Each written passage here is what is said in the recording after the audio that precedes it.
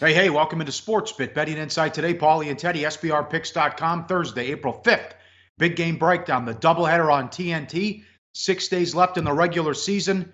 And win or go home for the Nuggets, essentially, tonight against the T-Wolves. We'll turn on the shot clock about Major League Baseball before we get out of here as well. And the play of the day, bad beats, bad bets, bad for the books. We start with soccer. And what a scene it was with Liverpool, where they were throwing smoke bombs and they had flares and fires and throwing bottles and cans at the Man City bus. 2 cops were injured. But as far as the game, a vicious push. The total was 3, Teddy. 3-0, 30 minutes in. Nothing the rest of the way. Man City gets shut out. And you just see this information we have on Man City on pace for multiple records in the Premier League for most wins, most points, and most goals. They only have 1 loss in the Premier League. That was at Liverpool, and Liverpool gets them again in the first leg. But for Man City to get shut out, and then you go over 60 minutes without a goal, horrible push in the Champions League first leg. Sure, we can call it a bad beat push. And, of course, we talk about Champions League here in Las Vegas because the truth is, it feels like every year it gets bigger, Pauly. And this year it's like everybody's betting Champions League. Have you noticed that around town? It feels like there's more action in Las Vegas on soccer now and on EPL now than there's ever been since I've been here. I've been here 20 years. Yeah. The director of marketing at William Hill said their in-play action in the middle of the night for tennis is bananas. And that's why they had to extend the hours on the mobile app. I mean, people can't get enough of betting. You see in-play tennis going crazy.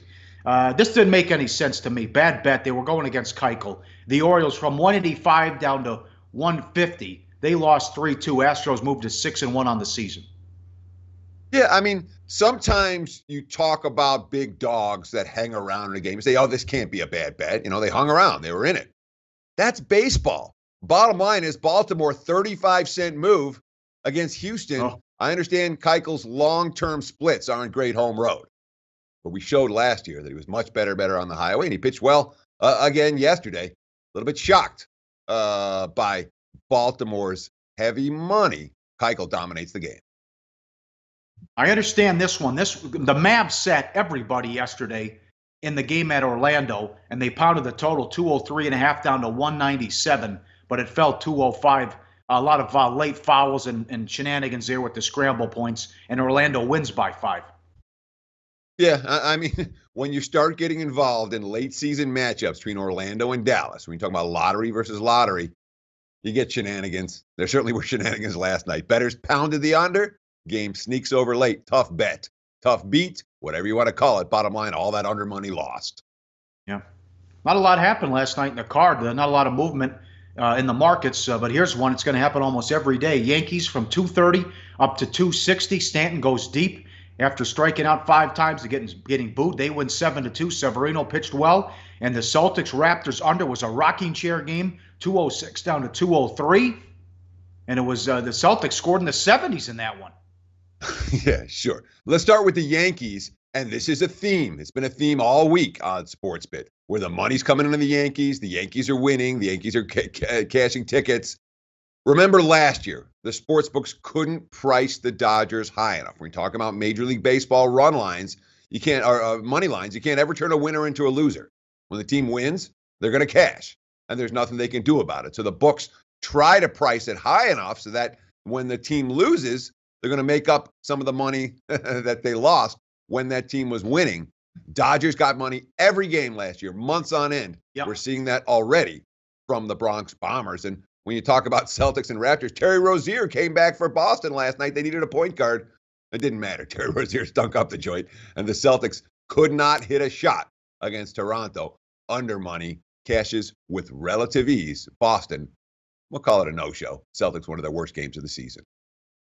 Yes, and Toronto's going to get the 1 seed in the East, though. We were following this on Twitter. What a surreal piece of theater this was. A attorney for Major League Baseball at the hearings with Missouri, as they're looking at sports betting legalization, he actually said, well, we don't want to be in position, Major League Baseball, where we're rooting against the fans.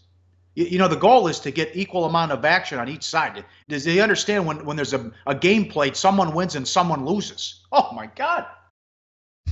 Well, I mean, the beauty of it, you know, the quote if Nevada has a poor model, why has MLB made no effort in 50 years to change that model, which is the truth of it? Missouri, a lawmaker, said to MLB rep. That's a great tweet from @SportsHandle. They've been a really good follow, talking about what's been going on state by state when it comes to legalization. Of course, Howard Stutz, another longtime gaming writer, add Minnesota to the list.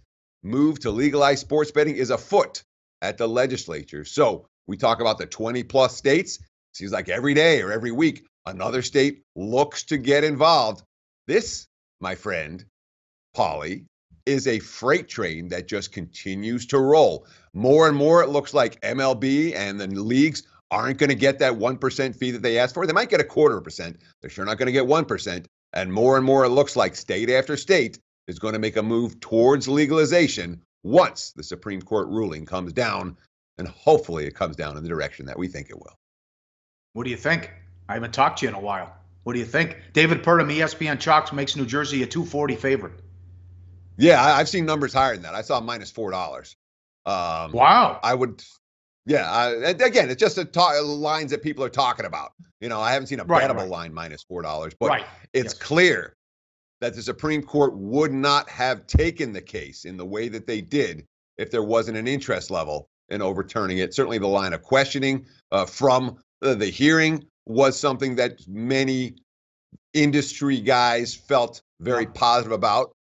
I wouldn't be surprised at all to see sports betting or to see PAPSA get thrown out, which means, of course, that we're once PAPSA gets thrown out, it's not like there's an immediate legislation that's going to be in place. After that, it's state by state with no federal overlaw that helps us keep track of everything that's going on. There will have to be some federal oversight at some point, but if the Supreme Court ruling comes through in the short term, there won't be any.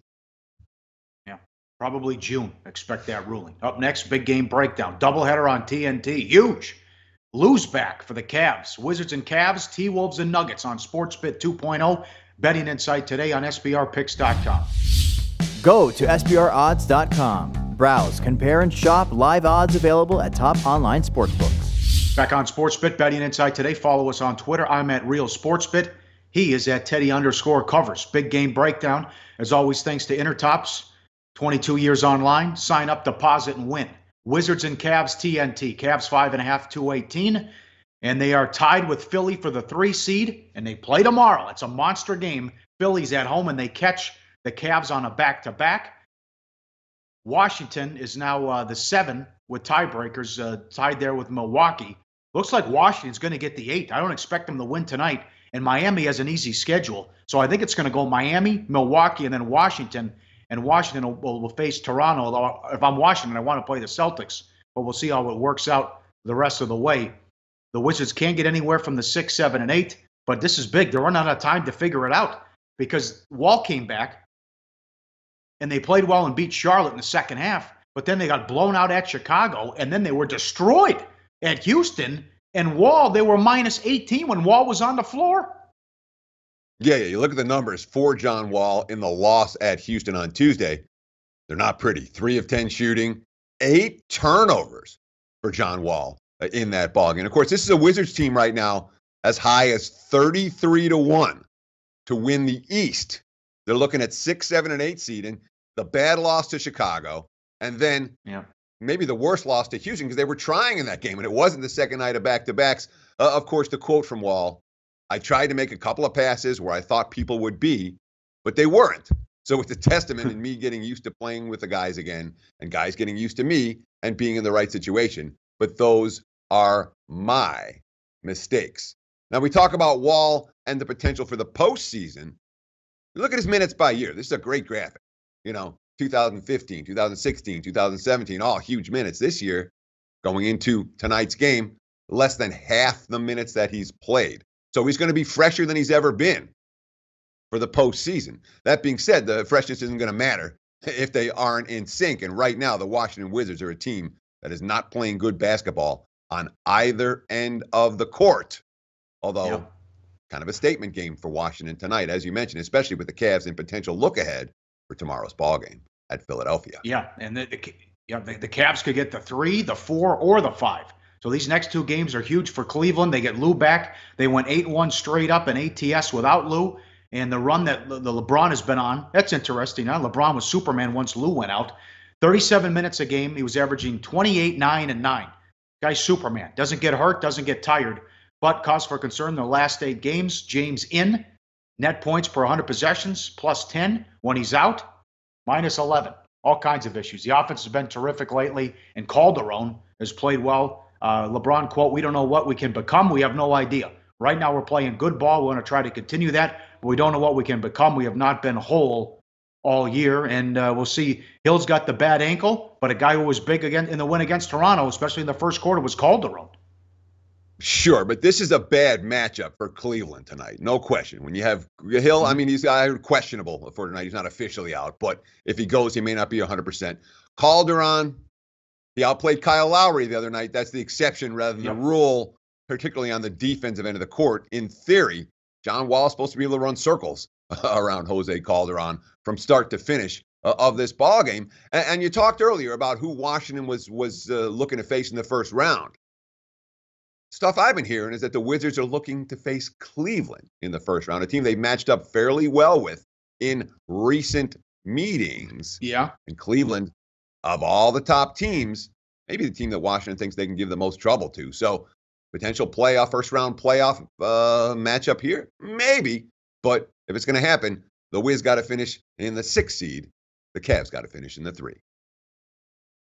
T-Wolves and Nuggets, the second game of doubleheader, huge. If the Nuggets lose this, that'll just about end the season. Why? Because the T-Wolves are 2-0 against them this year. These teams also play in Minnesota on the final day of the regular season next Wednesday, which could probably decide it here, especially if the Nuggets win, and they are 4.5 at home and 223.5 the total. You look at the standings. Look at this. After they were 9 games under 500, Utah's now the 4 seed, 45-33. The Spurs lose again on the road in overtime against the Lakers.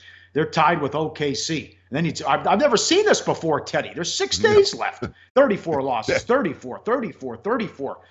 New Orleans has a tough schedule. They play Phoenix Friday, and then it's 3 hard games to close out. Denver's a game back. Then you got the Clippers 2 games back, and they're 7-point dogs in Utah tonight.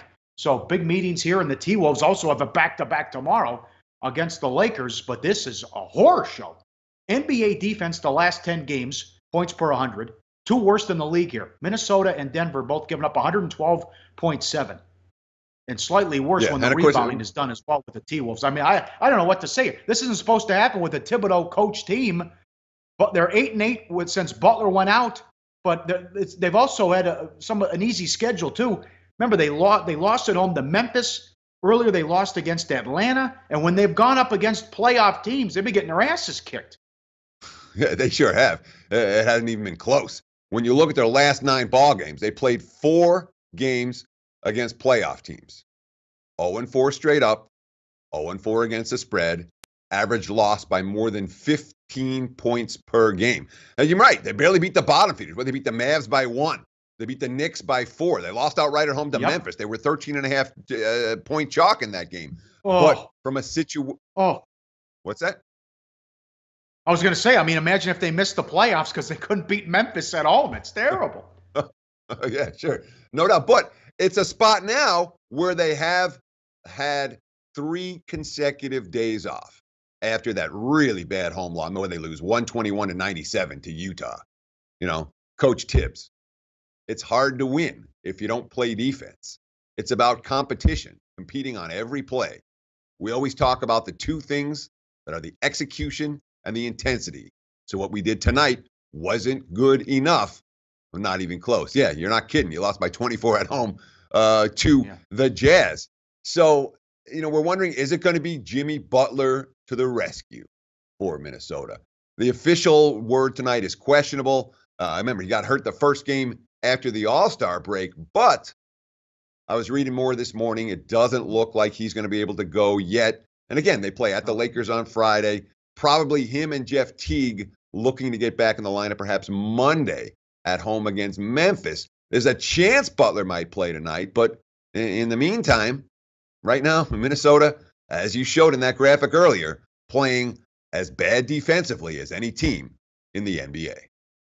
Yeah, totally bonkos. They could get the 4 seed or miss the playoffs entirely. And you got to give full marks to the Nuggets, who won at OKC in overtime and then beat the Bucks in overtime and then blew a big lead but hung on and beat Indiana by 3 as well. So they survived that brutal 7-game road trip, and here they are. If they can sweep Minnesota, they're going to make the playoffs, and they've been doing it without Gary Harris as well. But the Joker's been huge. Jokic, last 9 games, 25 points, 11 rebounds, and 5 assists, and that leads the team. He's made 32 of his last 63 three-point shots as well. And here's Malone, the coach, on Joker. Quote, if you look at his numbers right now, the numbers are a joke. Break down his numbers, scoring, rebounding, playmaking, the efficiency in which he's doing. I look forward to coaching him for a long, long time. But as we've talked about here when we're discussing the Nuggets the last week and a half on SportsBit, nothing from the bench. And you think, Murray and these guys are going to run out of gas, though, Teddy, with those overtime games. Yeah, they've certainly been playing intense contests, one after the next after the next. The rally from, what were they down, 18 against Milwaukee in the fourth quarter to steal that game and almost cover in overtime. I mean, it is a team that's been playing with fire. I worry about their energy level. I really do down the stretch, especially when you look at this graphic, when you talk about the team scoring. This is the first 2 games of the homestand. Yeah, without Gary Harris, it forces another key contributor into the starting lineup, which means they're getting basically nothing from the bench right now. Against Milwaukee, the starter scored 106, the bench 22. Against Indiana, it was a 92-15 breakdown. For Denver to win and cover tonight, they're going to need to get more from their bench than they've been getting. I'm not in any rush to lay points with the Nuggets in this quote-unquote must-win spot. Oh, yeah. Yeah, well, interesting. Only 6 games tonight on the card, but those 6 are very important. Up next, we'll turn the shot clock on. Biggest surprise of the first week of the baseball season and the play of the day on SportsBit. Betting insight today on SBRpicks.com. Research before you bet.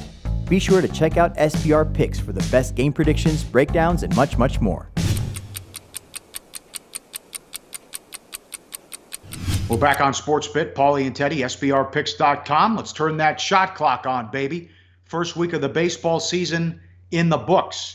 Biggest first week surprise? I'm going bad, Teddy, and that's the Dodgers. They stink right now. Their offense was brutal in the opening series against the Giants. The Giants won the first 2 games 1-0. Jansen gave up a home run to Panic and took the loss. Then he blew a save against the Diamondbacks. Then they get swept, and they couldn't score yesterday for Wood. Woods pitched well. The guy can't get any run support. Kershaw's velocity's down. I don't trust the middle relief. Turner's hurt. Cause for concern big time with the Dodgers, and they're in a good division. Yeah, and let's not forget Kenley Jansen's issues. When you lose 5 miles an hour off your fastball, that's an issue when you're a closer. I'm going to look at the biggest first week surprise and look at a positive surprise. That's the Atlanta Braves, a team that won 72 games last year, showed signs at times, but whatever, they were 72-90 and expected to be a comparable team this year. The wise guys showed some support for Atlanta in the offseason. The season total number got bet up. The win total number got bet up. We've seen Atlanta support in the marketplace so far, and all of it has been merited. Starting pitching's been solid. Bullpen's been surprisingly effective. Lineup has been tearing the cover off the ball. Is there a more underrated player in baseball right now than Freddie Freeman? I don't know that there is. Yeah. Braves, the biggest surprise for me in the first week of the regular season. Yes. All right. Very good. Money time. Play of the day. Back to the early game tonight. Game 1 of a doubleheader on TNT. 7:05, 7:06. Cavs, Wizards over. What are we at now? 218? 218. Yeah. 218 the over. Listen, the Cavs can score, and the offense has been playing well. LeBron's been Superman. They're 28th in defense. Barely ahead, just a tick ahead of Sacramento, who's god-awful.